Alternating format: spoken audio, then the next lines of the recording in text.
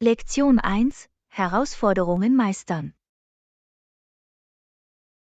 Hallo Anna, ich habe bemerkt, dass du in letzter Zeit auf einige Schwierigkeiten gestoßen bist. Stört dich etwas? Hallo John. Ja, ich habe mit ein paar Dingen zu kämpfen gehabt. Ich denke, das liegt hauptsächlich an der mangelnden Motivation. Ich verstehe. Die Aufrechterhaltung der Motivation kann eine Herausforderung sein, aber es gibt Strategien, die helfen können. Haben Sie versucht, sich bestimmte Ziele zu setzen? Ja, das habe ich, aber es fällt mir schwer, konzentriert und engagiert zu bleiben, um sie zu erreichen. Es ist üblich, unterwegs auf Hindernisse zu stoßen. Ein Ansatz besteht darin, Ihre Ziele in kleinere, erreichbare Aufgaben zu unterteilen. Dies kann Sie überschaubarer machen und Ihr Fortschrittserlebnis steigern. Das klingt nach einem praktischen Ansatz. Indem ich kleine Schritte unternehme, kann ich Schwung gewinnen und motiviert bleiben. Absolut. Eine weitere hilfreiche Strategie besteht darin, ein Unterstützungssystem oder einen Partner für die Rechenschaftspflicht zu finden. Wenn Sie Ihre Ziele mit jemandem teilen, kann dies ermutigend sein und Sie auf Kurs halten. Das ist eine tolle Idee. Jemanden zu haben, mit dem ich meine Fortschritte teilen kann, würde mich verantwortungsbewusster machen und motivierter machen, weiterzumachen. Darüber hinaus ist es wichtig, dass Sie Ihre Erfolge feiern, egal wie klein sie auch erscheinen mögen. Wenn Sie Ihre Fortschritte anerkennen, können Sie Ihre Motivation und Ihr Selbstvertrauen steigern. Darüber hatte ich nicht nachgedacht. Kleine Siege zu feiern könnte mir helfen, während der gesamten Reise positiv und motiviert zu bleiben. Definitiv. Denke daran, auch nett zu dir selbst zu sein. Wenn du Rückschläge oder vorübergehende Motivationsverluste erleidest, ist es wichtig, Selbstmitgefühl zu üben und nicht zu hart mit dir selbst umzugehen. Das ist eine wertvolle Erinnerung. Manchmal neigen wir dazu, unsere eigenen schärfsten Kritiker zu sein. Mir in schwierigen Zeiten Mitgefühl zu zeigen, kann einen großen Unterschied machen. Absolut. Erwägen Sie abschließend, sich von anderen inspirieren zu lassen, die ähnliche Herausforderungen gemeistert haben. Ihre Geschichten und Erfahrungen können als Orientierung und Motivation dienen. Das ist ein toller Vorschlag. Von den Erfolgsgeschichten anderer zu hören, kann mich inspirieren und mir das Selbstvertrauen geben, meine eigenen Herausforderungen zu meistern. Ich glaube an dich. Sie besitzen die Stärke und Belastbarkeit, um alle Hindernisse zu überwinden. Denken Sie daran, hartnäckig zu bleiben und niemals aufzugeben. Vielen Dank für Ihre Unterstützung und Ermutigung. Ich werde diese Strategien umsetzen und weiter vorantreiben. Ich bin entschlossen, diese Herausforderungen zu meistern. Ich habe keinen Zweifel daran, dass du das tun wirst. Nehmen Sie die Reise an, lernen Sie aus Ihren Erfahrungen und streben Sie weiterhin nach Erfolg. Du schaffst das. Lektion 2: Motivation finden. Hallo Anna, es scheint, als ob du dich in letzter Zeit etwas niedergeschlagen fühlst. Gibt es etwas Bestimmtes, das dich gestört hat? Hallöchen. Ja, ich fühle mich in letzter Zeit etwas unmotiviert. Ich glaube, das liegt daran, dass ich keine klare Richtung gefunden habe. Ich verstehe. Motivation zu finden kann schwierig sein, wenn Sie sich nicht sicher sind, was Sie erreichen möchten. Haben Sie darüber nachgedacht, verschiedene Interessen oder Hobbys zu erkunden? Das habe ich tatsächlich. Ich habe darüber nachgedacht, ein paar neue Aktivitäten auszuprobieren, aber ich habe mich noch für nichts entschieden. Das ist ein toller Anfang. Wenn Sie neue Interessen entdecken, können Sie herausfinden, was Sie wirklich begeistert und Ihnen ein Gefühl von Zielstrebigkeit gibt. Ich stimme zu. Das Ausprobieren verschiedener Hobbys könnte neue Möglichkeiten eröffnen und mir helfen, meine Leidenschaft zu finden. Absolut. Es ist auch wichtig, sich realistische Ziele zu setzen. Beginne mit kleinen, erreichbaren Aufgaben, die deinen Interessen entsprechen. Das macht Sinn. Das Setzen realistischer Ziele würde ein Erfolgserlebnis vermitteln und mich motivieren, weiterzumachen. Darüber hinaus kann es sehr motivierend sein, sich von anderen inspirieren zu lassen, die in ihren Bereichen erfolgreich waren. Es ist immer hilfreich, aus ihren Erfahrungen zu lernen. Das ist eine tolle Idee. Von erfolgreichen Menschen zu lernen, kann mir wertvolle Einblicke geben und mich motivieren, meine eigenen Ziele zu verfolgen. Wenn Sie sich mit unterstützenden und gleichgesinnten Personen umgeben, kann dies ebenfalls einen erheblichen Unterschied machen. Suchen Sie nach Gemeinschaften oder Gruppen, die Ihre Interessen teilen. Darüber hatte ich nicht nachgedacht. Teil einer unterstützenden Gemeinschaft zu sein, würde mich ermutigen und dazu beitragen, meine Motivation aufrechtzuerhalten. Definitiv. Denken Sie daran, Motivation kann auch von innen kommen. Nehmen Sie sich etwas Zeit für Selbstreflexion und finden Sie heraus, was Sie wirklich antreibt und inspiriert. Das ist ein gutes Argument. Das Verständnis meiner eigenen Werte und Bestrebungen würde mir eine klarere Richtung und Motivation geben. Feiern Sie zum Schluss Ihre Erfolge auf Ihrem Weg, egal wie groß oder klein sie sind. Wenn Sie Ihre Fortschritte anerkennen, kann dies Ihre Motivation steigern und Sie am Laufen halten. Ich vergesse oft, meine Erfolge zu feiern. Meine Fortschritte anzuerkennen würde mir definitiv helfen, motiviert und positiv zu bleiben. Absolut. Nehmen Sie die Reise der Selbstfindung an, bleiben Sie offen für neue Erfahrungen und hören Sie nie auf, nach dem zu suchen, was Sie wirklich motiviert. Du schaffst das. Lektion 3: Picknickplanung.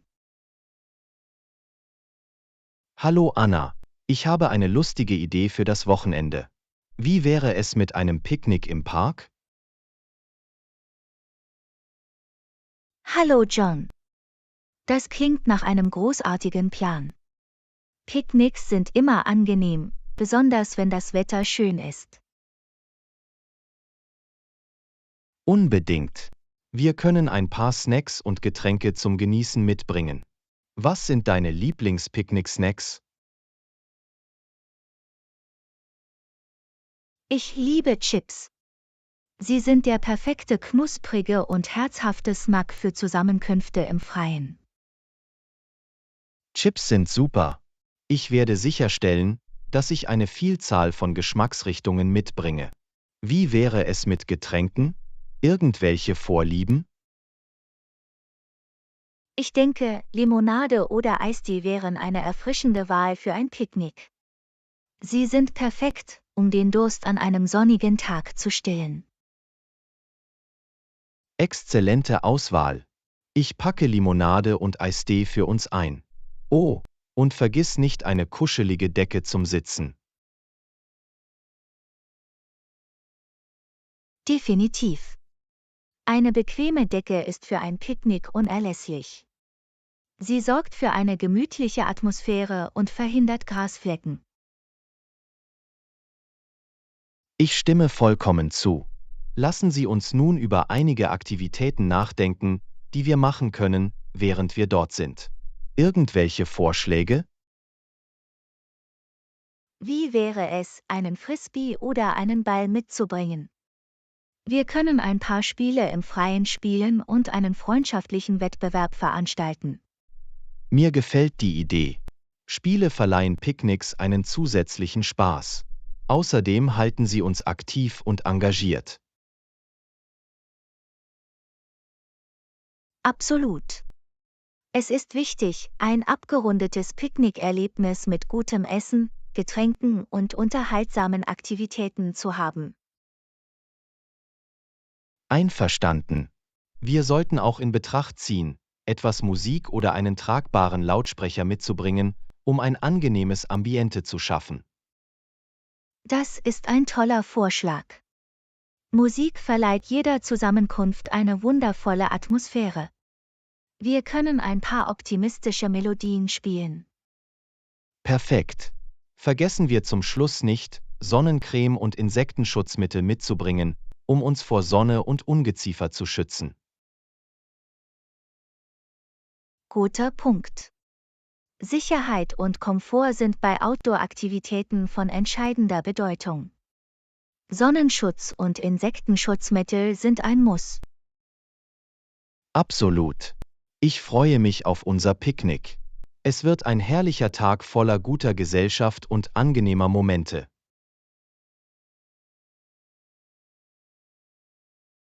Ich könnte nicht mehr zustimmen. Es wird ein unvergessliches Picknick. Ich kann es kaum erwarten, mich zu entspannen, Spaß zu haben und das schöne Wetter zu genießen. Ich auch. Lassen Sie uns sicherstellen, jeden Moment zu genießen und gemeinsam wundervolle Erinnerungen zu schaffen. Lektion 4: Zielsetzung und Belohnungen. Hallo Anna, ich habe darüber nachgedacht, wie motivierend es sein kann, sich kleine Ziele zu setzen. Hast du Erfahrung damit? Hallo John. Absolut, das Setzen kleiner Ziele war für mich sehr effektiv. Es hilft mir, konzentriert zu bleiben und gibt mir ein Erfolgserlebnis. Das ist toll zu hören. Wie setzt man sich diese kleinen Ziele? Normalerweise identifiziere ich zunächst, was ich erreichen möchte. Dann teile ich es in kleinere, überschaubare Aufgaben auf. Größere Ziele in kleinere Aufgaben aufzuteilen, ist ein kluger Ansatz. Das macht sie weniger überwältigend und leichter erreichbar. Exakt. Es ist einfacher, motiviert zu bleiben, wenn man Fortschritte in kleinen Schritten sehen kann. Außerdem hilft es, die Dynamik aufrechtzuerhalten. Ich stimme zu. Es ist auch wichtig, Meilensteine auf diesem Weg zu feiern. Wie belohnen Sie sich, wenn Sie ein Ziel erreichen? Ich gönne mir gerne etwas, das mir Spaß macht, wie ein gutes Essen oder einen Tag mit Freunden. Das ist ein zusätzlicher Anreiz, weiterzumachen. Das klingt nach einer großartigen Möglichkeit, sich selbst zu belohnen. Es verstärkt das Erfolgserlebnis und macht die Reise angenehmer. Definitiv. Es ist wichtig, unsere Bemühungen anzuerkennen und zu würdigen. Prämien können dazu beitragen, Begeisterung und Tatendrang aufrechtzuerhalten. Absolut. Hast du irgendwelche Tipps, um während des Zielsetzungsprozesses motiviert zu bleiben? Eine Sache, die für mich funktioniert, ist die Visualisierung des Endergebnisses. Es hilft mir, konzentriert zu bleiben und erinnert mich daran, warum ich mir das Ziel überhaupt gesetzt habe. Visualisierung ist eine leistungsstarke Technik. Sie behält das gewünschte Ergebnis im Auge und fördert die Motivation, weiter darauf hinzuarbeiten. Ich finde es auch hilfreich, meine Ziele mit jemandem zu teilen, dem ich vertraue. Es bietet ein gewisses Maß an Rechenschaftspflicht und Unterstützung. Das ist eine großartige Strategie. Jemanden zu haben, mit dem Sie Ihre Ziele teilen können, kann eine wertvolle Ermutigung sein und Sie zur Rechenschaft ziehen. Definitiv. Schließlich glaube ich daran, während des gesamten Prozesses nett zu mir selbst zu sein. Es ist wichtig anzuerkennen, dass Fortschritt Zeit und Mühe erfordert. Selbstmitgefühl ist der Schlüssel. Es ist wichtig zu erkennen, dass Rückschläge und Herausforderungen Teil der Reise sind, und es ist in Ordnung, daraus zu lernen. Absolut. Freundlich zu uns selbst zu sein hilft, eine positive Denkweise aufrechtzuerhalten und ermutigt uns, weiter voranzukommen. Gut gesagt. Kleine Ziele zu setzen, uns selbst zu belohnen, motiviert zu bleiben und Selbstmitgefühl zu üben, sind alles wichtige Elemente, um erfolgreich zu sein. Lektion 5: Fitness und Bewegung. Hallo Anna, ich habe darüber nachgedacht, eine Trainingsroutine zu beginnen. Irgendwelche Vorschläge, wo ich anfangen soll? Hallo John. Das ist großartig. Eine Trainingsroutine zu beginnen ist eine fantastische Idee. Sie können verschiedene Trainingslängen ausprobieren, um herauszufinden, was am besten zu Ihnen passt. Das ist ein gutes Argument.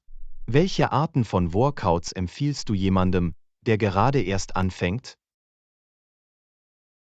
Ich schlage vor, mit einigen grundlegenden Körpergewichtsübungen wie Liegestützen, Kniebeugen und Planks zu beginnen. Sie sind effektiv und benötigen keine Ausrüstung. Körpergewichtsübungen klingen überschaubar. Wie oft sollte ich versuchen, jede Woche Sport zu treiben? Es wird empfohlen, mindestens 3 bis 4 Trainingseinheiten pro Woche anzustreben. Beständigkeit ist der Schlüssel zum Aufbau von Kraft und Ausdauer. Ich hab's. Und wie lang sollte jede Trainingseinheit sein?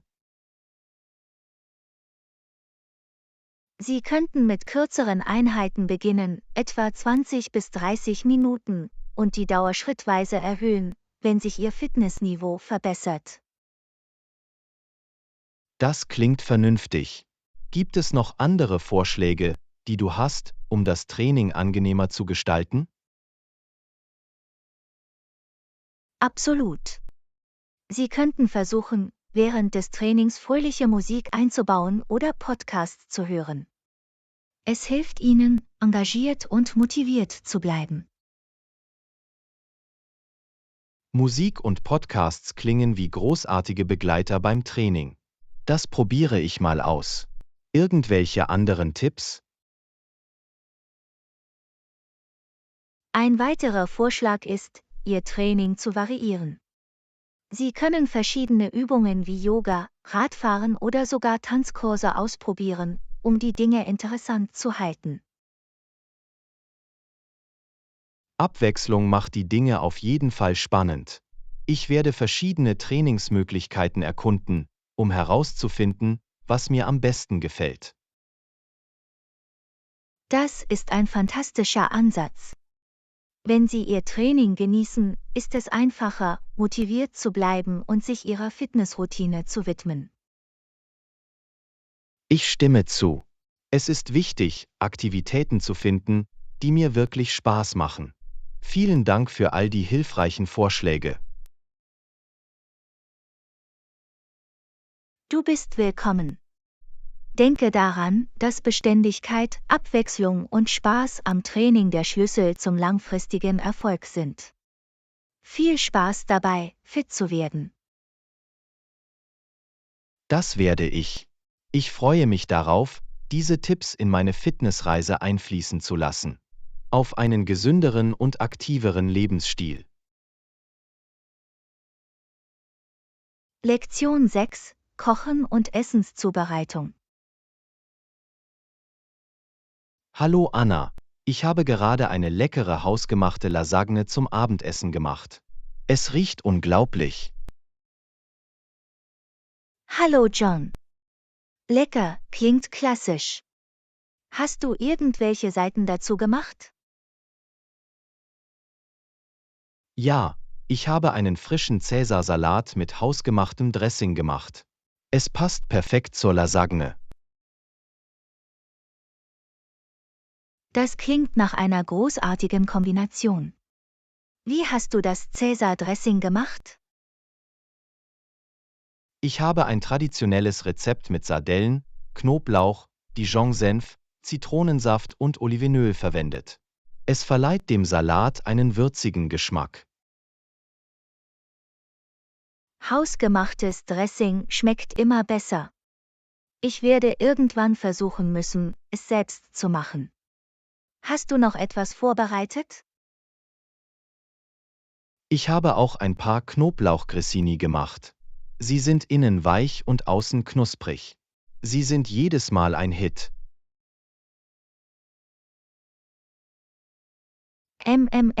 Knoblauchgrissini sind der perfekte Begleiter zu einer herzhaften Mahlzeit. Ich kann sie fast schmecken. Sie sind wirklich gut geworden. Ich habe sie mit geschmolzener Butter bestrichen und mit Knoblauchpulver und Parmesankäse bestreut. Das klingt absolut köstlich. Du machst mich hungrig. Hast du irgendwelche speziellen Techniken für die Lasagne benutzt? Für die Lasagne habe ich die Nudelblätter mit einer reichhaltigen Fleischsauce, cremigem Ricotta-Käse und klebrigem Mozzarella überzogen. Dann habe ich es perfekt gebacken. Es klingt wie eine Herzensangelegenheit. Ich bin sicher, die Mühe lohnt sich. Gibt es noch etwas, das du der Mahlzeit hinzufügen möchtest? Um die Mahlzeit abzurunden, habe ich eine einfache, aber würzige Bruschetta-Vorspeise mit Tomatenwürfeln, frischem Basilikum, Knoblauch und Balsamico-Glasur zubereitet.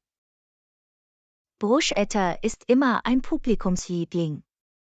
Ihr Essen klingt wie ein Festmahl in Restaurantqualität. Danke. Es macht mir Spaß, mir Mühe zu geben, ein unvergessliches kulinarisches Erlebnis zu schaffen. Es ist befriedigend zu sehen, wie andere das Essen genießen. Das kann ich mir vorstellen. Kochen ist eine wunderbare Möglichkeit, Kreativität auszudrücken und anderen Freude zu bereiten.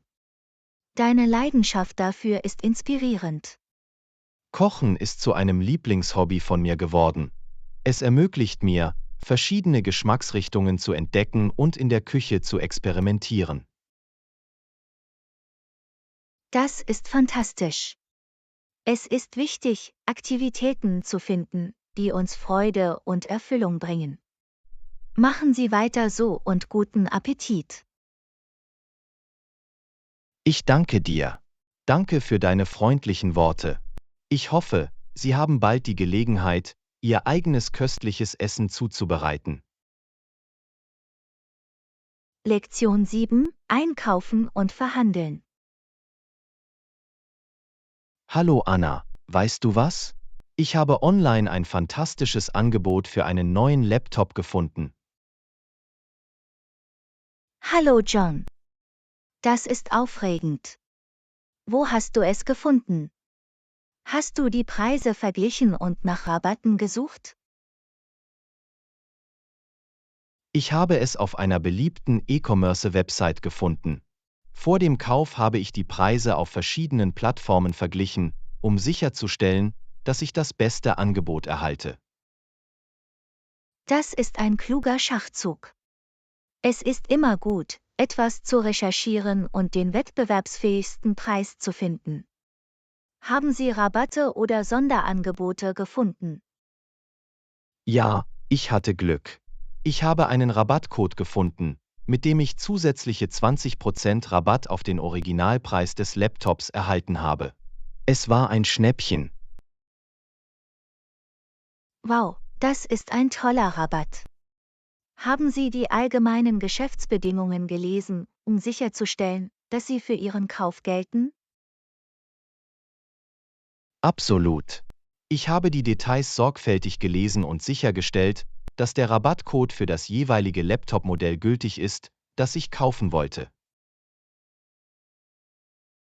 Großartige Arbeit, gründlich zu sein. Es ist wichtig, das Kleingedruckte noch einmal zu überprüfen, um Überraschungen oder Enttäuschungen zu vermeiden. Ich könnte nicht mehr zustimmen. Es ist besser, vorsichtig und umfassend informiert zu sein, bevor Sie einen Kauf tätigen. Haben Sie in letzter Zeit gute Angebote gefunden? Ja, ich habe kürzlich ein neues Paar Laufschuhe gekauft. Ich habe die Preise in verschiedenen Geschäften verglichen und es geschafft, ein Geschäft mit einem Ausverkauf zu finden. Das ist fantastisch. Ausverkäufe bieten oft tolle Rabatte. Haben Sie versucht, den Preis weiter auszuhandeln?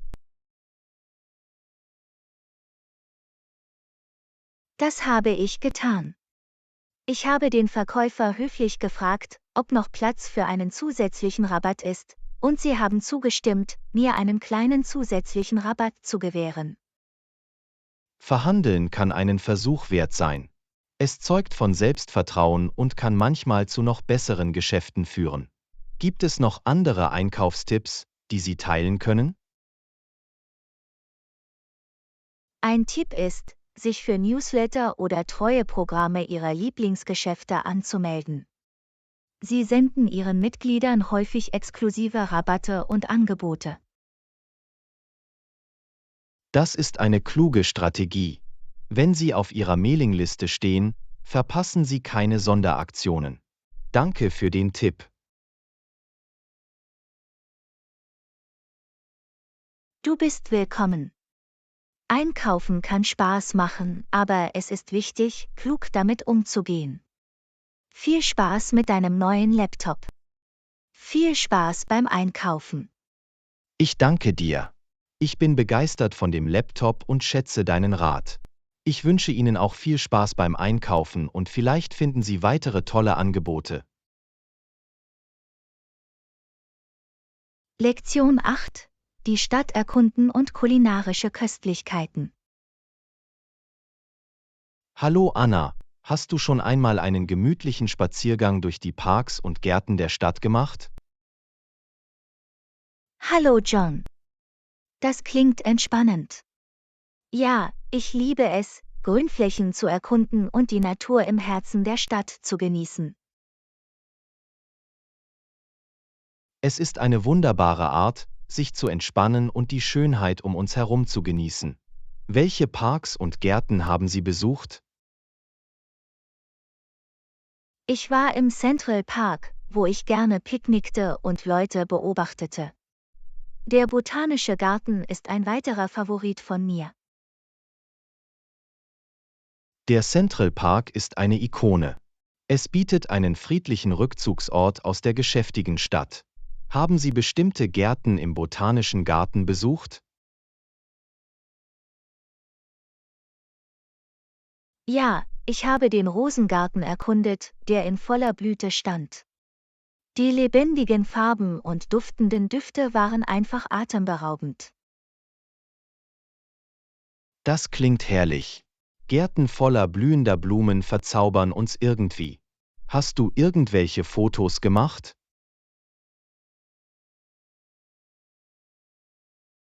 Natürlich. Ich konnte nicht widerstehen, die Schönheit vor der Kamera festzuhalten. Es ist schön, diese Erinnerungen zu haben, auf die man zurückblicken kann.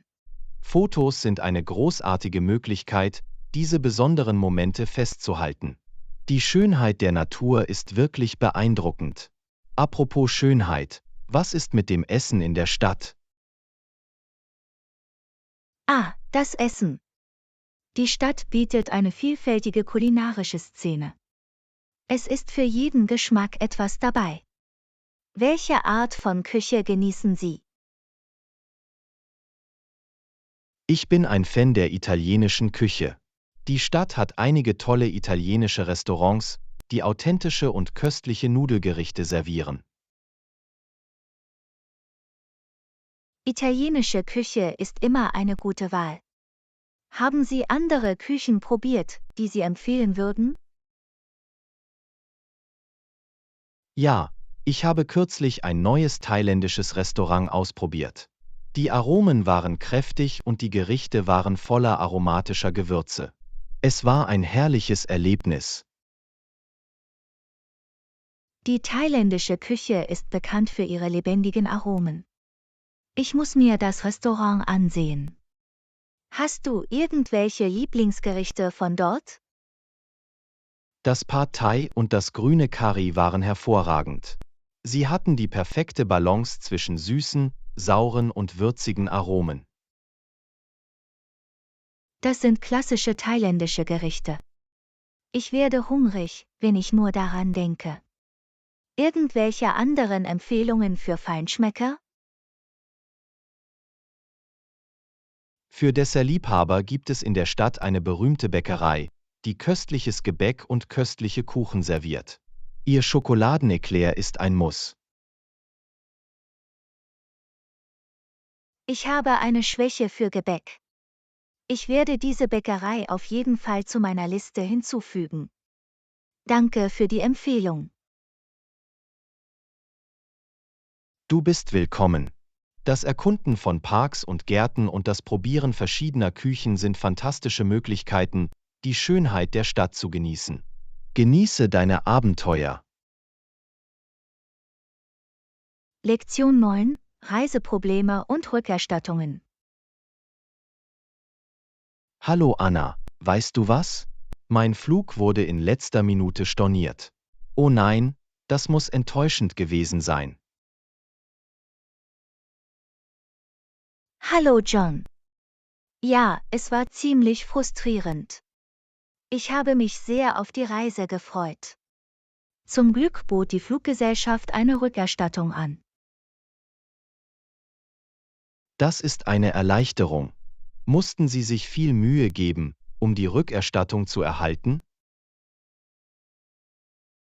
Überraschenderweise nein.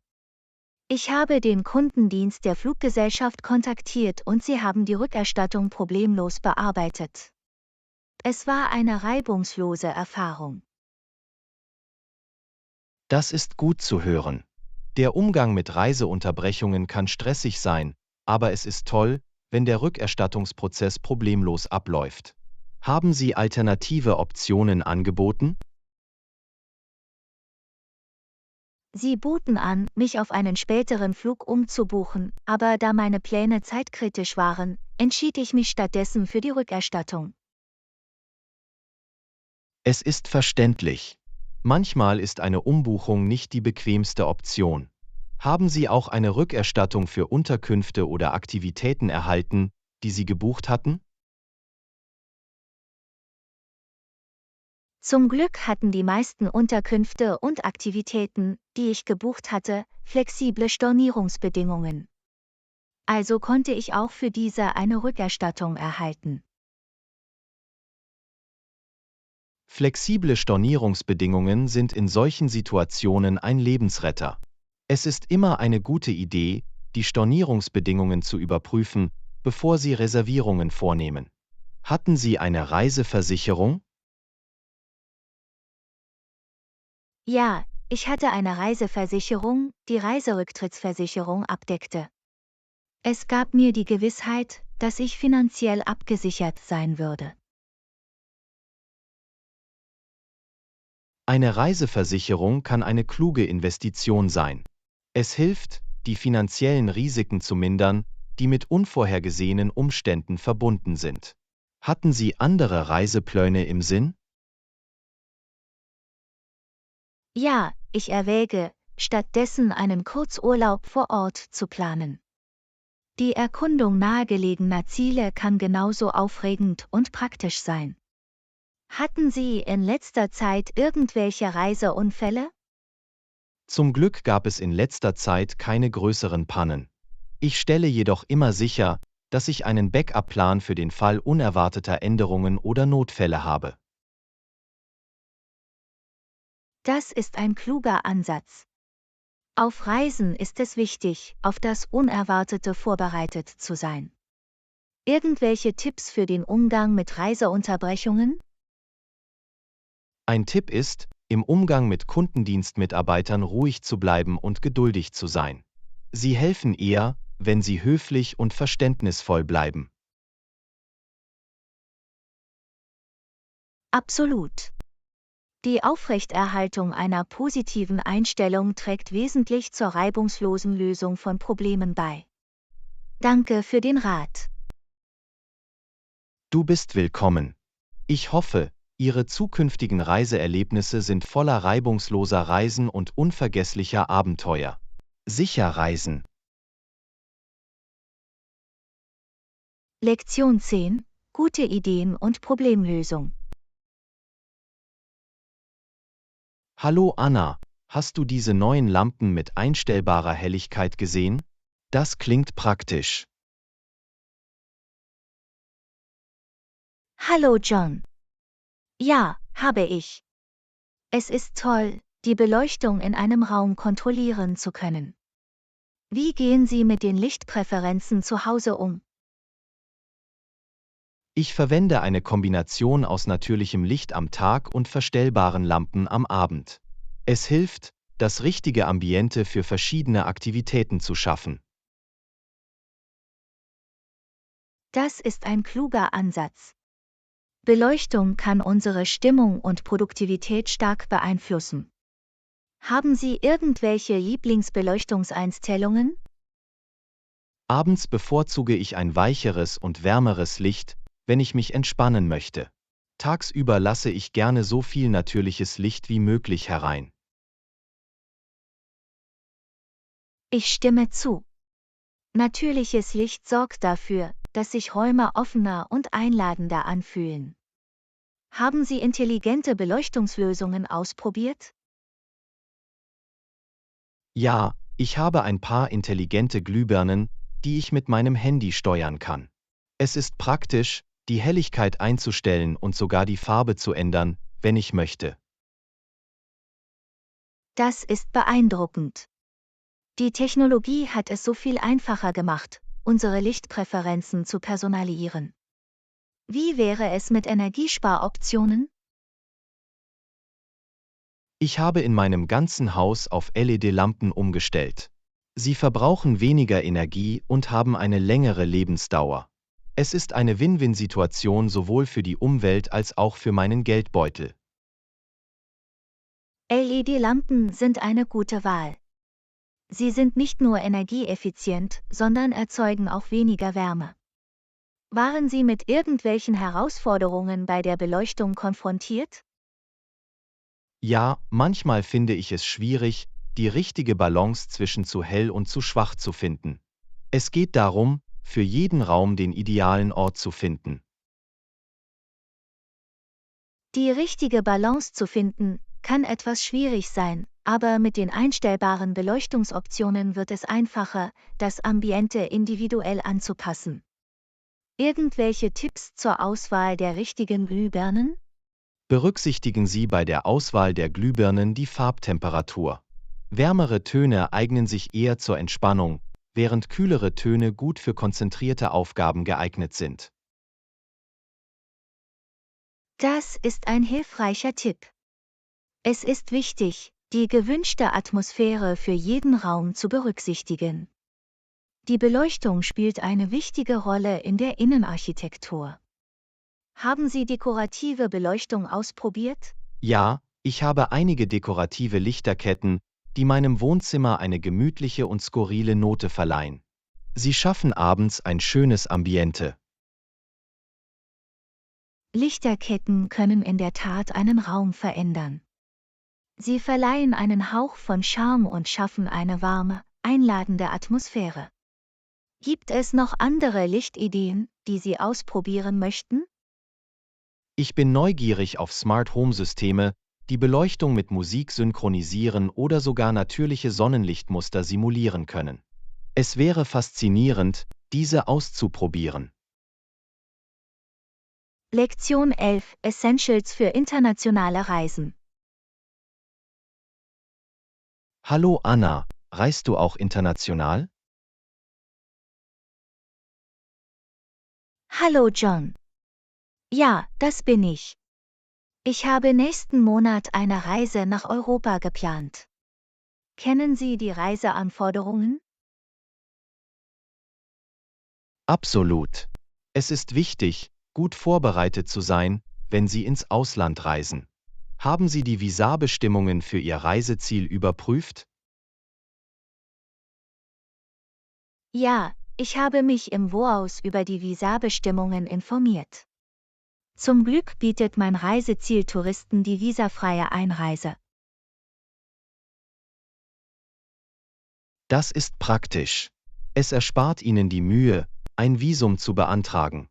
Haben Sie sich mit einer Reiseversicherung befasst? Ja, ich habe eine Reiseversicherung abgeschlossen, die medizinische Notfälle, Reiserücktrittsfälle und verlorenes Gepäck abdeckt. Es ist wichtig, diese zusätzliche Schutzschicht zu haben. Kluge Entscheidung. Eine Reiseversicherung bietet Sicherheit und finanzielle Sicherheit bei unvorhergesehenen Umständen. Kennen Sie irgendwelche gesundheitlichen Anforderungen? Ja, ich habe die Gesundheitsanforderungen für mein Reiseziel überprüft. Ich muss vor der Abreise den Nachweis eines negativen Covid-19-Tests vorlegen und bei der Ankunft alle Quarantäneprotokolle einhalten. Das ist entscheidend. Wenn Sie über die Gesundheitsrichtlinien auf dem Laufenden bleiben, können Sie eine sichere und reibungslose Reise gewährleisten. Haben Sie irgendwelche Währungsvereinbarungen getroffen? Ja, ich habe etwas Geld umgetauscht, um lokales Bargeld zur Hand zu haben. Es ist immer hilfreich für kleine Ausgaben und für Orte, an denen Karten möglicherweise nicht akzeptiert werden. Gute Überlegung. Die Landeswährung erleichtert Transaktionen, insbesondere in abgelegeneren Gebieten. Haben Sie eine internationale SIM-Karte? Ja, ich habe eine internationale SIM-Karte gekauft, die Daten- und Telefondienste in mehreren Ländern anbietet. Damit bleibe ich während meiner gesamten Reise in Verbindung. Das ist praktisch. Eine zuverlässige Kommunikation auf Reisen ist unerlässlich. Haben Sie irgendwelche Unterbringungsvereinbarungen getroffen? Ja, ich habe Unterkünfte im Voraus gebucht, um einen angenehmen Aufenthalt zu gewährleisten. Ich habe nach Optionen gesucht, die zentral gelegen und gut bewertet sind. Gute Wahl.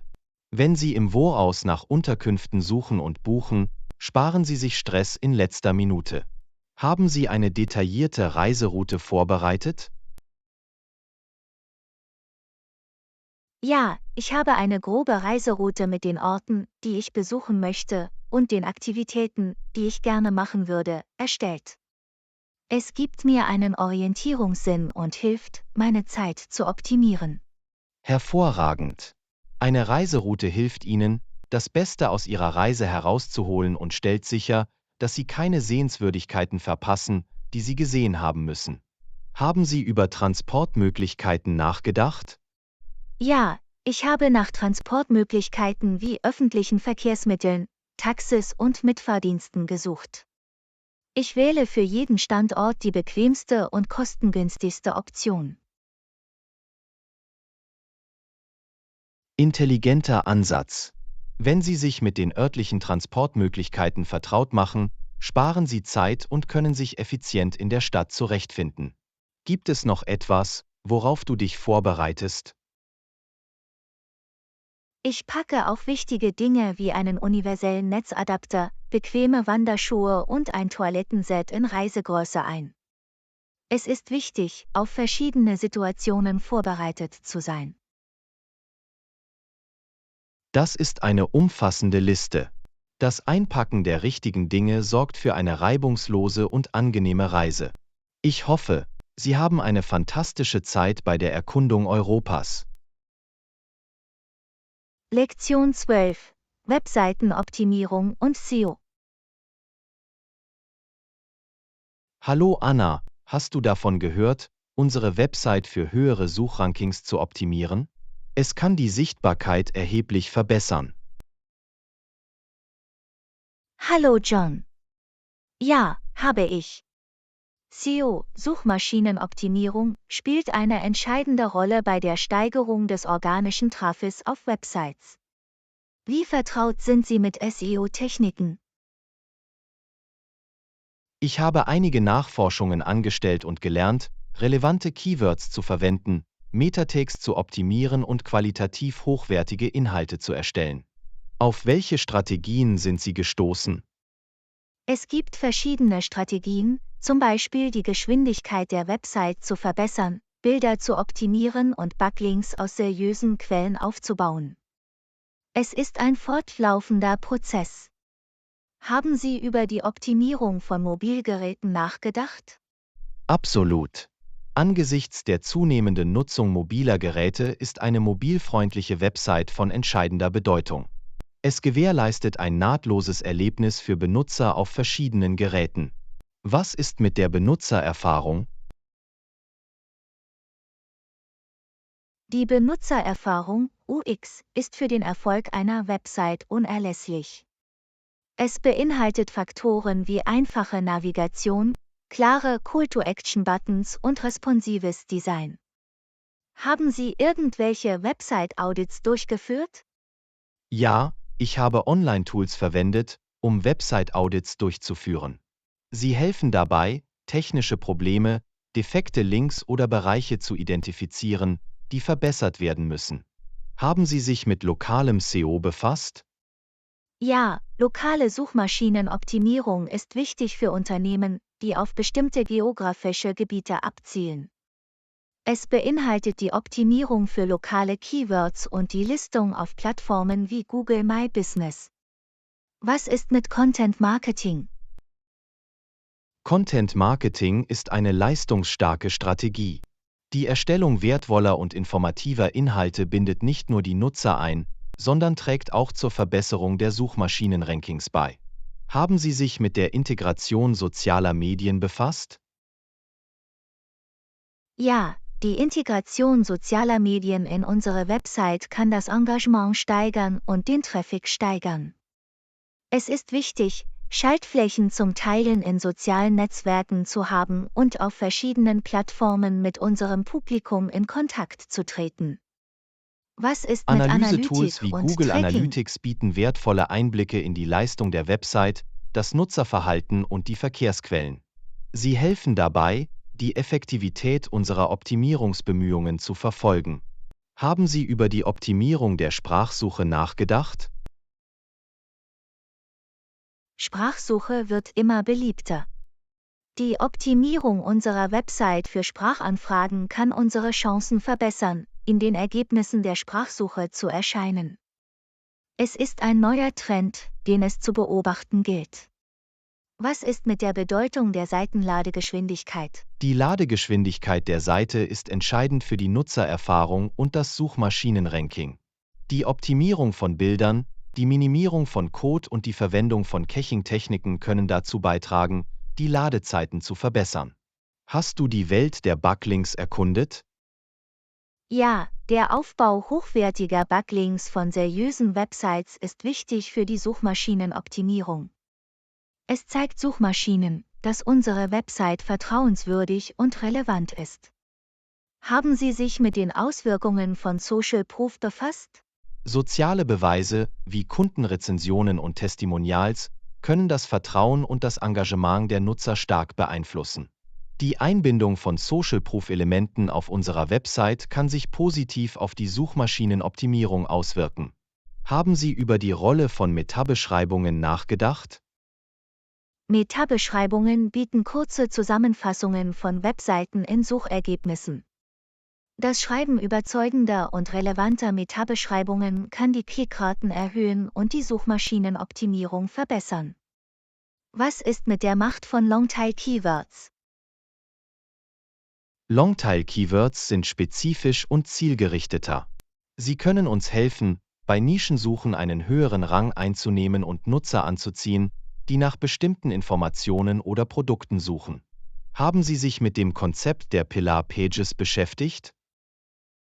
Lektion 13: Preise und Tarife. Hallo Anna, ich wollte mit dir über unsere Preisstruktur sprechen. Wir haben unterschiedliche Tarife für Hemden, Hosen und Anzüge. Hallo John. Das ist großartig. Es ist wichtig, unterschiedliche Preisoptionen zu haben, um den unterschiedlichen Bedürfnissen unserer Kunden gerecht zu werden.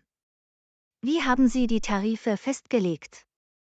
Bei der Festlegung der Tarife haben wir Faktoren wie Materialkosten, Arbeitskosten und Gemeinkosten berücksichtigt. Wir haben auch den Marktwettbewerb berücksichtigt.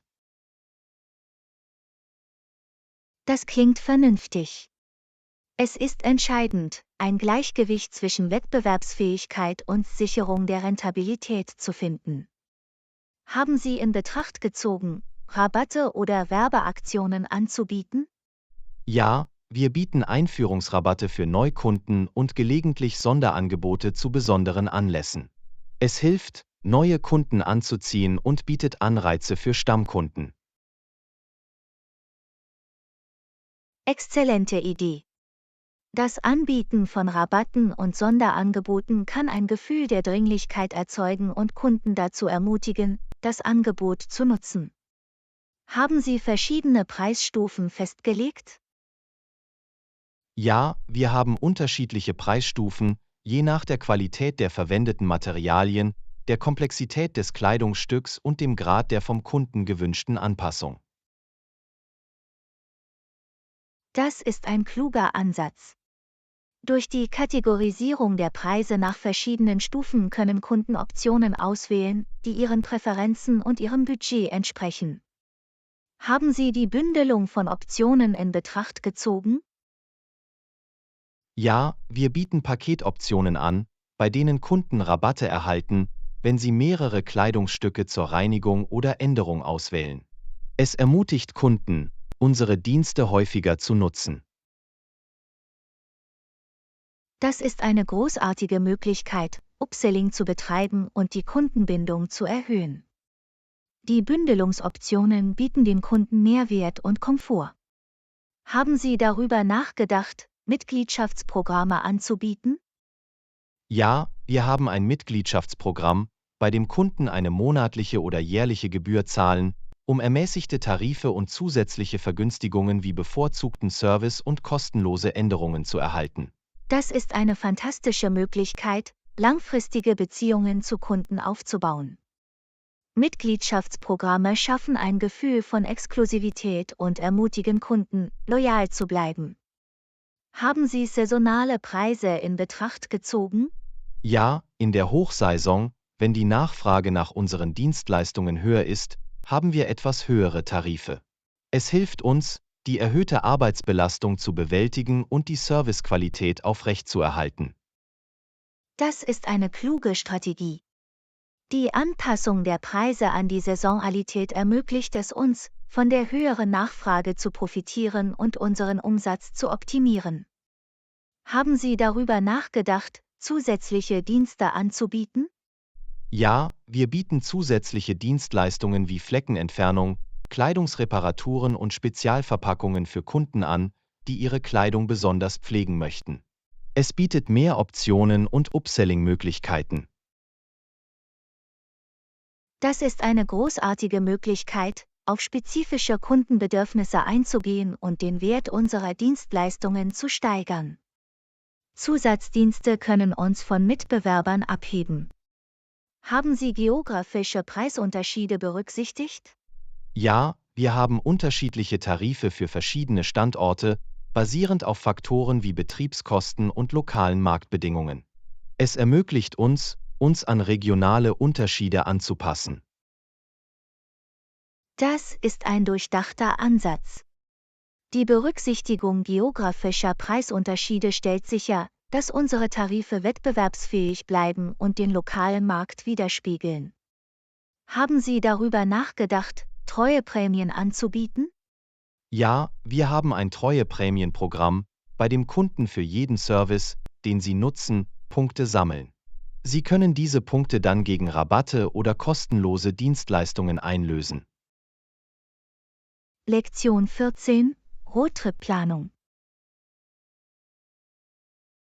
Hallo Anna, ich habe nachgedacht, es würde Spaß machen, einen Roadtrip zu machen.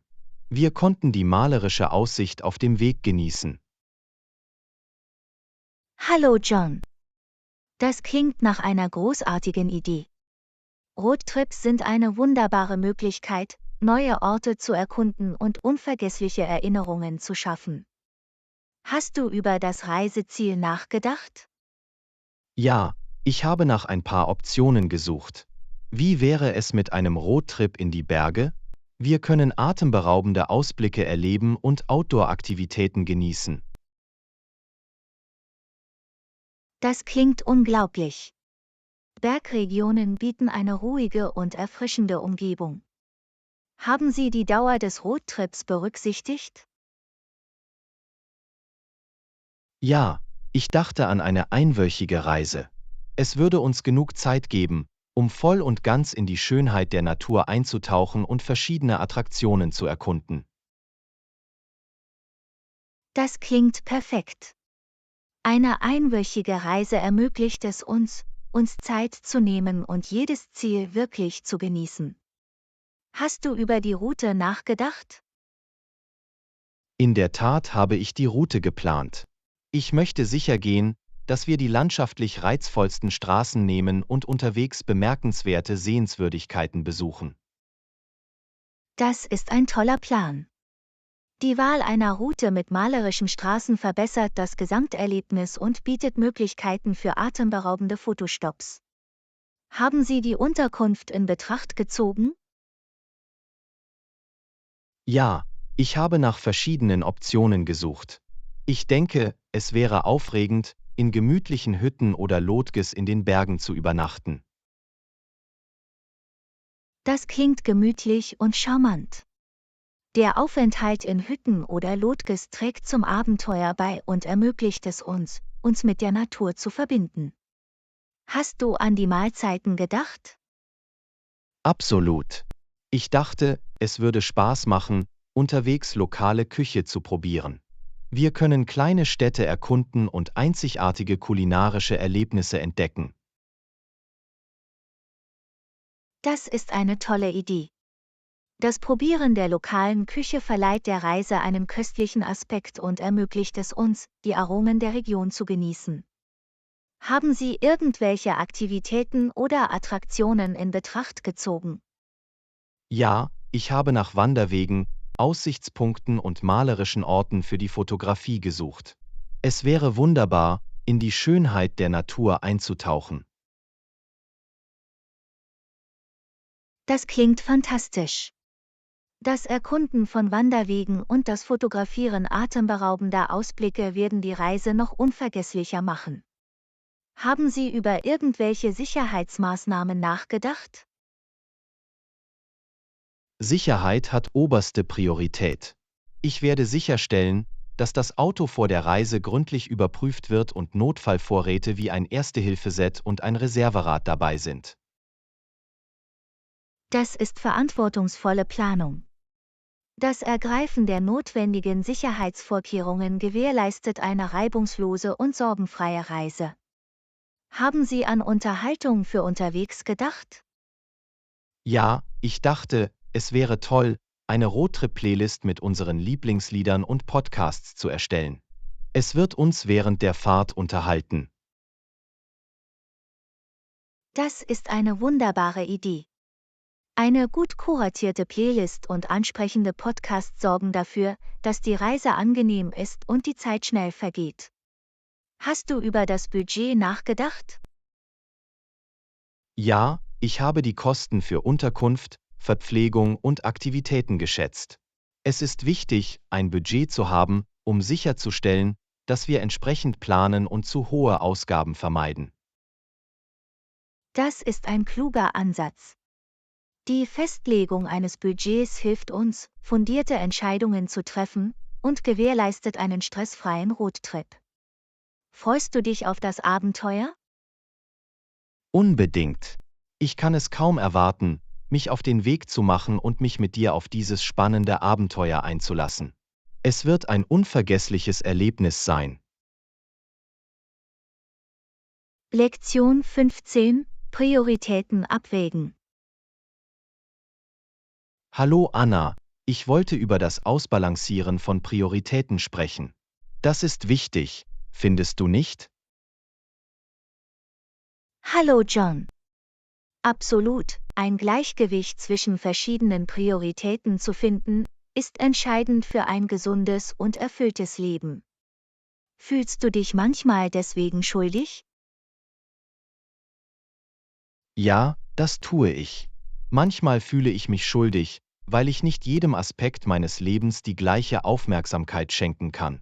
Aber ich erinnere mich daran, dass es in Ordnung ist, bestimmte Dinge zu unterschiedlichen Zeiten zu priorisieren. Das ist eine großartige Denkweise. Es ist wichtig anzuerkennen, dass wir nicht alles auf einmal machen können. Durch die Priorisierung können wir uns auf das konzentrieren, was im gegenwärtigen Moment am wichtigsten ist. Wie verwalten Sie Ihre Prioritäten?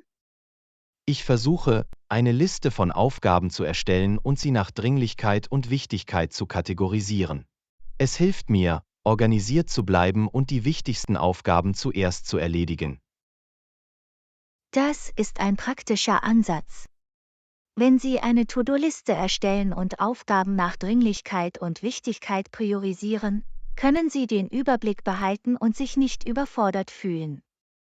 Haben Sie Strategien, um Beruf und Privatleben in Einklang zu bringen?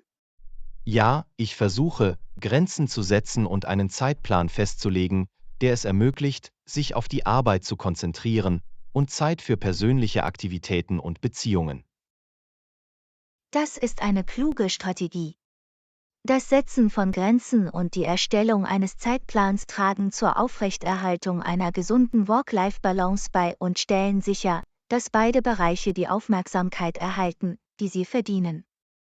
Wie gehen Sie mit widersprüchlichen Wenn ich Prioritäten mit um? widersprüchlichen Prioritäten konfrontiert werde, bewerte ich die Wichtigkeit und Dringlichkeit jeder Aufgabe. Dann versuche ich, Kompromisse zu finden oder Unterstützung in Anspruch zu nehmen, um sicherzustellen, dass alle Prioritäten in irgendeiner Das Weise ist ein berücksichtigt werden. durchdachter Ansatz. Die Bewertung der Wichtigkeit und Dringlichkeit widersprüchlicher Prioritäten hilft dabei, fundierte Entscheidungen zu treffen und Lösungen zu finden, die die Auswirkungen auf andere Bereiche minimieren. Wie verwalten Sie Ihre Zeit effektiv? Ich versuche, Zeitmanagement-Techniken wie das Priorisieren von Aufgaben, das Setzen von Fristen und das Minimieren von Ablenkungen zu üben. Es hilft mir, das Beste aus meiner verfügbaren Zeit herauszuholen. Das ist großartig. Zeitmanagement-Techniken sind unerlässlich, um die Produktivität zu maximieren und sicherzustellen, dass Aufgaben effizient erledigt werden. Waren Sie jemals mit der Herausforderung konfrontiert, Prioritäten abzuwägen? Ja, es gab Zeiten, in denen unerwartete Umstände oder eine erhöhte Arbeitsbelastung es schwierig machten, Prioritäten auszubalancieren. In solchen Zeiten musste ich die Dinge überdenken und Anpassungen vornehmen, um den Änderungen Rechnung zu tragen. Das ist verständlich. Das Leben stellt uns oft vor unerwartete Herausforderungen. Da wir flexibel und anpassungsfähig bei der Anpassung von Prioritäten sind, können wir diese Herausforderungen effektiv bewältigen. Wie stellen Sie sicher, dass Sie sich inmitten konkurrierender Prioritäten um sich selbst Ich kümmern? lege Wert auf Selbstfürsorge, indem ich Zeit für Aktivitäten einplane, die mich aufladen und verjüngen, wie Sport, Hobbys und Zeit mit meinen Lieben. Lektion 16: Kundenservice. Hallo Anna, ich wollte über Kundenservice sprechen. Es spielt eine entscheidende Rolle für den Geschäftserfolg, finden Sie nicht? Hallo John. Absolut, Kundenservice ist unerlässlich, um starke Beziehungen zu Kunden aufzubauen und deren Zufriedenheit sicherzustellen. Wenn Sie noch etwas benötigen, zögern Sie bitte nicht, uns zu kontaktieren. Wie kann ich Ihnen heute weiterhelfen? Vielen Dank für Ihre Hilfe. Ich hatte eine Frage zur Produktgarantie. Könnten Sie mir weitere Informationen geben?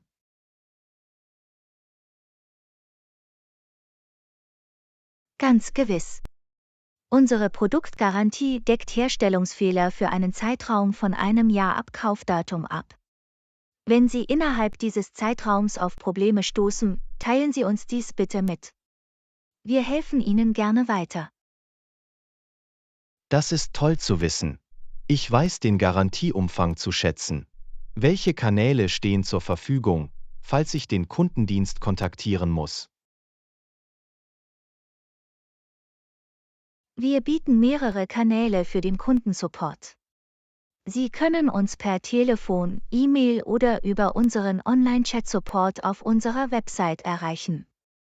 Wir sind hier, um Ihnen zu helfen und alle Ihre Bedenken auszuräumen. Das ist praktisch. Es ist gut, je nach individuellen Vorlieben verschiedene Möglichkeiten zur Kontaktaufnahme mit dem Kundendienst zu haben. Wie lange dauert es normalerweise, bis eine Antwort eingeht? Wir bemühen uns, unseren Kunden zeitnah zu antworten. In der Regel können Sie innerhalb von 24 Stunden eine Antwort auf E-Mail-Anfragen und sofortige Unterstützung durch Telefon- und Chat-Support während unserer Geschäftszeiten erwarten. Das ist beruhigend. Schnelle Antworten sind wichtig, um Probleme effizient zu lösen. Was ist, wenn ich einen Vorschlag oder Feedback zu Ihren Produkten oder Dienstleistungen habe? Wir schätzen Kundenfeedback und Vorschläge. Sie können uns Ihre Meinung über unser Feedback-Formular auf der Website mitteilen. Wir werden Ihre Anregungen sorgfältig prüfen, um unsere Produkte und Dienstleistungen zu Das ist verbessern. toll zu hören. Es ist wichtig, dass Unternehmen ihren Kunden zuhören und sich auf der Grundlage ihres Feedbacks kontinuierlich verbessern. Wie kann ich meine Bestellung verfolgen? Um Ihre Bestellung zu verfolgen, können Sie sich auf unserer Website in Ihr Konto einloggen und zum Abschnitt Bestellverlauf navigieren. Dort findest du detaillierte Informationen zu deinem Bestellstatus und zur Sendungsverfolgung. Das ist praktisch. Durch den Zugriff auf Informationen zur Auftragsverfolgung können Kunden über ihre Einkäufe auf dem Laufenden bleiben. Was ist, wenn ich nach Erhalt des Produkts Hilfe benötige? Wenn Sie nach Erhalt des Produkts Hilfe benötigen, steht Ihnen unser Kundenservice-Team zur Verfügung. Kontaktieren Sie uns einfach mit Ihren Bedenken und wir werden unser Bestes tun, um Ihnen zu helfen und eine zufriedenstellende Lösung zu finden. Das ist beruhigend. Zu wissen, dass der Kundensupport über den Kauf hinausgeht, trägt zur insgesamt positiven Erfahrung bei. Danke für Ihre Hilfe. Lektion 17: Kulinarische Abenteuer. Hallo Anna, ich wollte übers Kochen sprechen. Es ist eine großartige Erfahrung, sich beim Kochen zu treffen, findest du nicht? Hallo John. Absolut, gemeinsames Kochen kann eine unterhaltsame und köstliche Art sein, mit anderen in Kontakt zu treten. Was für ein Rezept sollten wir deiner Meinung nach ausprobieren? Wie wäre es mit hausgemachter Pizza? Es ist vielseitig und wir können die Beläge nach unseren Wünschen anpassen. Das klingt köstlich. Ich liebe die Idee, Pizza von Grund auf neu zu machen. Welche Art von Kruste würdest du bevorzugen, dünn oder dick? Ich persönlich mag Pizza mit dünner Kruste. Die knusprige Textur bildet einen herrlichen Kontrast zu den Belägen. Welche Beläge würdest du vorschlagen? Ich bin ein Fan der klassischen Margherita-Pizza mit frischen Tomaten, Mozzarella-Käse und Basilikumblättern. Es ist einfach und doch schmackhaft. Was ist mit dir? Margherita Pizza ist eine gute Wahl. Ich mag auch die Kombination aus Peperoni, Champignons und Paprika für eine herzhaftere und farbenfrohere Variante. Das ist eine leckere Kombination. Es macht Spaß, mit verschiedenen Toppings zu experimentieren und einzigartige Geschmacksprofile zu erstellen. Sollen wir auch unsere eigene Pizzasauce machen? Unbedingt. Hausgemachte Pizzasauce kann den Geschmack verbessern. Wir können frische Tomaten, Knoblauch, Kräuter und einen Hauch Olivenöl für eine würzige Sauce verwenden. Wie wäre es mit dem Käse? Mozzarella-Käse ist eine klassische Wahl für Pizza. Seine klebrige Textur und sein milder Geschmack passen gut zu den Belägen. Für einen zusätzlichen Kick können wir auch etwas geriebenen Parmesan darüber streuen. Ich stimme vollkommen zu. Mozzarella und Parmesan sind eine gelungene Kombination. Haben Sie neben Pizza auch Lieblingskochtechniken oder Rezepte? Ich backe gerne, besonders Desserts wie Schokoladenkekse oder Apfelkuchen. Das Aroma, das die Küche erfüllt, ist einfach unwiderstehlich. Was ist mit dir? Backen ist fantastisch. Ich bin ein Fan davon, Brot von Grund auf neu zu backen. Den Teig zu kneten und ihn aufgehen zu sehen, ist ein befriedigender Prozess. Außerdem ist der Duft von frisch gebackenem Brot himmlisch. Lektion 18: Karriereweg. Hallo Anna, ich habe einige aufregende Neuigkeiten zu teilen. Meine Schwester wird anfangen, als Krankenschwester im örtlichen Krankenhaus zu arbeiten. Hallo John. Das sind wundervolle Neuigkeiten. Krankenpflege ist ein so lohnender und edler Beruf. Wie hat sie sich für eine Karriere in der Krankenpflege entschieden? Sie war schon immer begeistert davon, anderen zu helfen. Das Engagement der Krankenschwestern bei ihren eigenen Krankenhausbesuchen zu sehen, inspirierte sie, das Leben der Menschen durch Gesundheitsversorgung zu verändern. Das ist wirklich bewundernswert. Krankenschwestern spielen eine entscheidende Rolle in der Patientenversorgung und leisten einen wichtigen Beitrag zum Gesundheitssystem. Für welche Art von Pflegespezialisierung interessiert sie sich?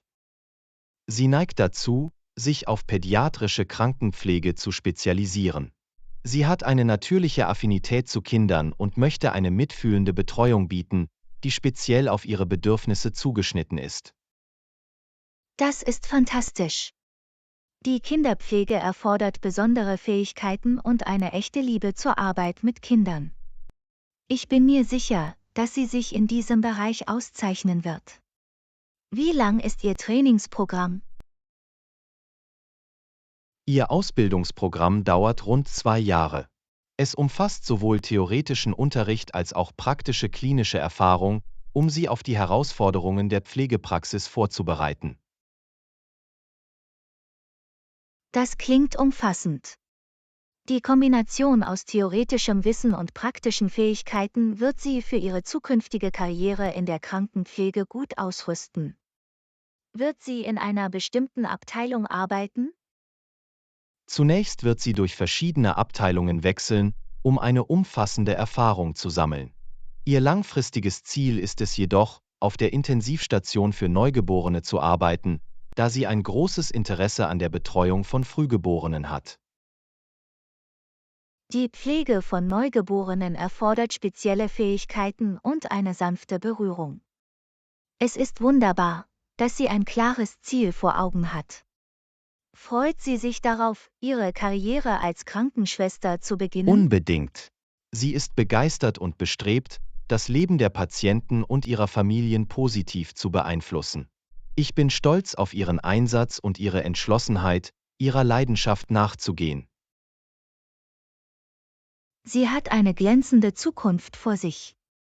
Krankenpflege ist ein erfüllender Beruf, der persönliches Wachstum und kontinuierliches Lernen ermöglicht.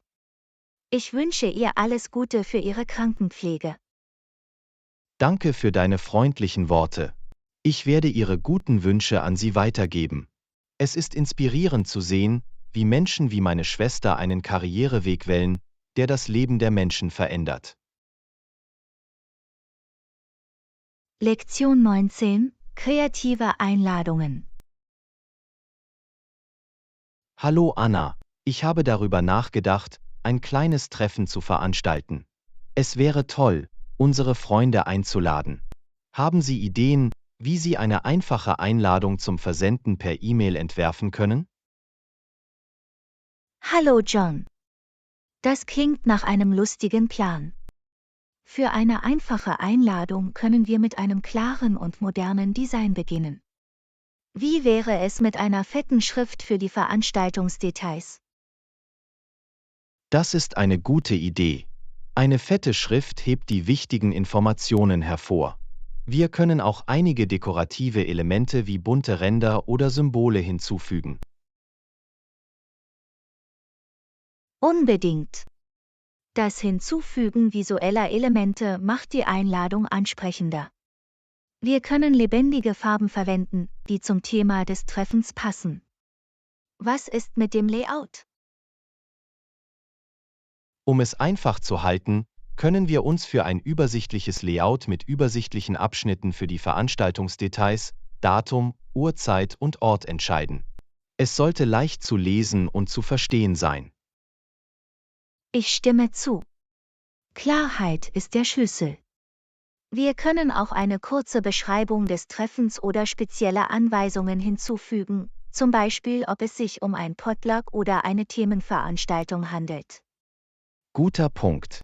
Das Hinzufügen zusätzlicher Informationen hilft den Gästen, sich entsprechend vorzubereiten. Wie steht es mit der Gesamtgröße und dem Format der Einladung?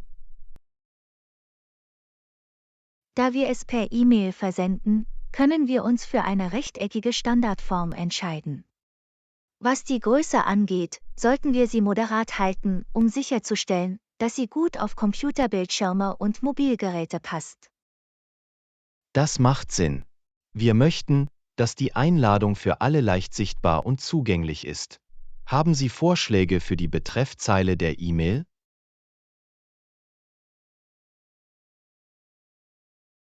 Eine eingängige Betreffzeile wird die Aufmerksamkeit der Empfänger auf sich ziehen. Wir können etwas wie Save sedet oder Du bist eingeladen verwenden, um Faszination und Spannung zu erzeugen. Ich mag diese Vorschläge. Eine überzeugende Betreffzeile wird unsere Freunde dazu verleiten, die E-Mail zu öffnen und die Einladung zu lesen. Sollten wir eine RSVP-Option hinzufügen? Definitiv. Die Aufnahme einer RSVP-Option hilft uns dabei, die Anzahl der Teilnehmer im Auge zu behalten. Wir können eine einfache Antwort-E-Mail oder einen Link zu einem Online-RSVP-Formular bereitstellen. Das ist eine praktische Idee. Ein RSVP ermöglicht es uns, entsprechend zu planen und uns vorzubereiten. Haben Sie abschließend noch Empfehlungen für den Versand der E-Mail? Beim Senden der E-Mail ist es wichtig, den Namen und die E-Mail-Adresse jedes Empfängers zu personalisieren. Wir können einen E-Mail-Dienstanbieter verwenden, der eine einfache Anpassung und Nachverfolgung ermöglicht. Personalisierung ist wichtig, damit sich unsere Freunde besonders fühlen. Die Verwendung eines zuverlässigen E-Mail-Dienstanbieters gewährleistet eine reibungslose Zustellung und hilft uns, die Antworten zu überwachen. Ich freue mich darauf, mit der Gestaltung der Einladung zu beginnen. Lektion 20: Kreative Hobbys. Hallo Anna, ich habe in letzter Zeit neue Hobbys entdeckt. Es ist interessant, verschiedene Möglichkeiten zu entdecken, Kreativität auszudrücken. Das ist eine großartige Idee. Hallo John. Ich stimme zu, das Ausprobieren neuer Hobbys kann aufregend und erfüllend sein.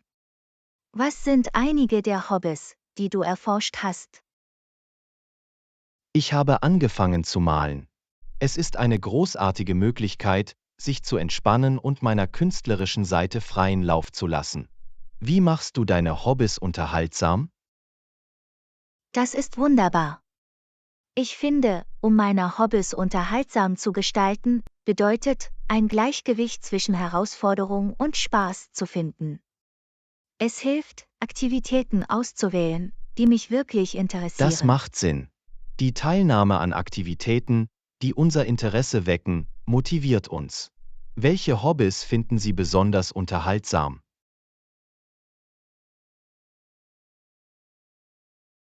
Ich finde das Fotografieren unglaublich unterhaltsam. Das Festhalten von Momenten und das Spielen mit verschiedenen Kompositionen ermöglichen es mir, meiner Kreativität Ausdruck zu verleihen. Was ist mit dir? Fotografie klingt faszinierend. Ein anderes Hobby, das mir Spaß macht, ist das Spielen von Musikinstrumenten. Es ist erfüllend, wunderschöne Melodien zu kreieren und Emotionen durch Musik auszudrücken. Das ist fantastisch. Das Spielen von Musikinstrumenten ist eine wunderbare Möglichkeit, sich mit ihren Emotionen zu verbinden und ihre Leidenschaft mit anderen zu teilen. Hast du irgendwelche anderen Hobbys ausprobiert? Ja, ich habe auch angefangen zu gärtnern. Pflanzen zu pflegen und ihnen beim Wachsen zuzusehen, bringt ein Gefühl der Erfüllung und Ruhe in meinen Alltag. Gärtnern ist ein fantastisches Hobby. Es ermöglicht Ihnen, sich mit der Natur zu verbinden und eine schöne und friedliche Umgebung zu schaffen. Hast du irgendwelche Tipps, um neue Hobbys zu finden? Unbedingt. Eine Möglichkeit, neue Hobbys zu finden, besteht darin, Ihre Interessen zu erkunden. Denken Sie an Aktivitäten, die Sie begeistern, oder an etwas, das Sie schon immer ausprobieren wollten. Es geht darum herauszufinden, was dir Freude bereitet. Ich stimme vollkommen zu. Das Ausprobieren verschiedener Hobbys und das Erkunden verschiedener Interessen kann dazu führen, dass neue Leidenschaften und verborgene Talente entdeckt werden. Gibt es irgendwelche Hobbys, die du in Zukunft erkunden möchtest? Ich habe darüber nachgedacht, eine neue Sprache zu lernen. Es ist eine faszinierende Fähigkeit, die es zu erwerben gilt, und sie eröffnet Möglichkeiten, mit Menschen aus verschiedenen Kulturen in Kontakt zu treten. Lektion 21: Kreative Hobbys. Hallo Anna, ich plane eine Reise und möchte das Beste daraus machen. Irgendwelche Tipps, wie man neue Erfahrungen machen kann? Hallo John. Das ist eine großartige Denkweise. Ein Tipp ist, Ihre Komfortzone zu verlassen und Dinge auszuprobieren, die Sie normalerweise nicht tun würden. Das klingt aufregend. Das Verlassen meiner Komfortzone wird die Reise definitiv unvergesslicher machen. Was kann ich noch tun? Aufgeschlossen zu sein ist der Schlüssel. Machen Sie sich verschiedene Kulturen, Traditionen und Perspektiven zu eigen. Tauschen Sie sich mit Einheimischen aus und lernen Sie aus ihren Erfahrungen. Unbedingt. Die Interaktion mit Einheimischen bietet einen echten Einblick in das Reiseziel. Es ist eine fantastische Möglichkeit, meinen Horizont zu erweitern. Ein weiterer Tipp ist, in die lokale Küche einzutauchen. Probieren Sie traditionelle Gerichte und entdecken Sie die einzigartigen Aromen der Region. Das ist eine fantastische Idee. Essen ist ein Tor zur Kultur. Wenn ich die lokale Küche probiere, kann ich das Reiseziel auf einer tieferen Ebene erleben. Seien Sie außerdem neugierig und stellen Sie Fragen. Nehmen Sie an Gesprächen mit Mitreisenden und Einheimischen teil, um mehr über ihre Geschichten zu erfahren. Ich stimme zu. Neugier treibt Entdeckungen an. Die Teilnahme an bedeutungsvollen Gesprächen wird meine Reise um neue Perspektiven und Erkenntnisse bereichern. Vergessen Sie nicht, Momente fotografisch festzuhalten. Fotos dienen als wunderbare Souvenirs und helfen dabei, Erinnerungen an Ihre Erlebnisse zu bewahren. Fotografie ist eine großartige Möglichkeit, meine Reise zu dokumentieren. Es wird mir ermöglichen, diese besonderen Momente auch nach dem Ende der Reise noch einmal zu erleben. Nehmen Sie sich auch Zeit, um über jede Erfahrung nachzudenken und sie zu schätzen. Finden Sie Momente der Stille, um die Schönheit Ihrer Umgebung in sich aufzunehmen. Reflexion ist wichtig. Eine Pause einzulegen, um die Reise zu genießen, wird mein Gesamterlebnis verbessern und bleibende Erinnerungen schaffen. Führen Sie zum Schluss ein Reisetagebuch. Schreiben Sie Ihre Gedanken, Beobachtungen und unvergesslichen Begegnungen auf. Es ist eine fantastische Möglichkeit, Ihre Reise später Revue passieren zu lassen. Ein Reisetagebuch zu führen ist ein ausgezeichneter Vorschlag. Es wird mir helfen, die Momente zu schätzen und als persönliche Aufzeichnung meiner Erfahrungen zu dienen. Neue Erfahrungen zu machen bedeutet, offen für das Unbekannte zu sein, die eigene Komfortzone zu verlassen und die Schönheit der Reise zu genießen. Hab eine wundervolle Reise. Danke für die wertvollen Tipps. Ich freue mich darauf, diese Reise unvoreingenommen zu beginnen und jede neue Erfahrung anzunehmen, die mir in den Weg kommt.